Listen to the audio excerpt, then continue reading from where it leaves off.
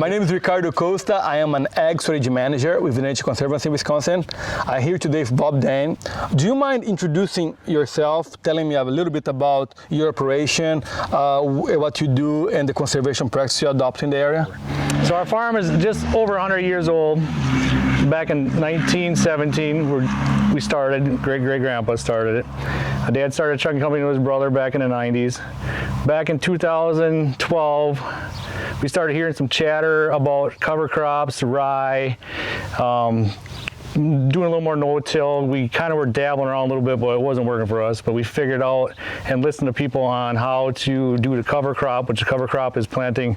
We started planting rye, and then we just went from a couple hundred acres of rye and harvesting the rye for feed and then no-tilling into it. But then now we got almost 3/4 of our land in a cover crop.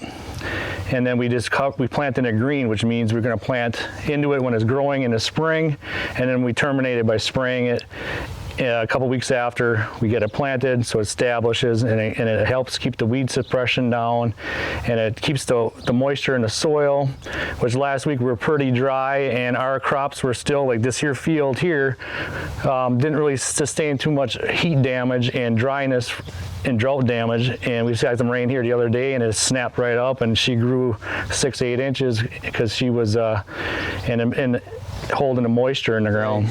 I want to ask you if there is one advice you can give to someone right now that has not done any conservation practice. I say don't be afraid to try.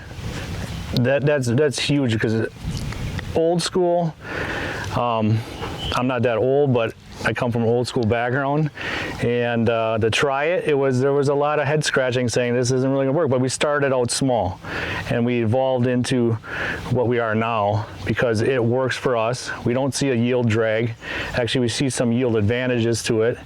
Like our cost is down as a whole, but you got to look at every aspect of it. Is we're not tilling the fields, we're not burning up fuel. Equipment costs so much now. We're saving money on equipment. That was huge, and time sensitive. We got to get stuff done, so we're not buying bigger, faster. We did get a little faster with the planters, but we didn't go bigger. We just went a little faster with it.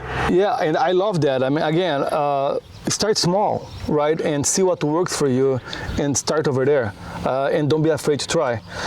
Bob, thanks so much for your talk, and we are looking forward to keep working with your group in the future.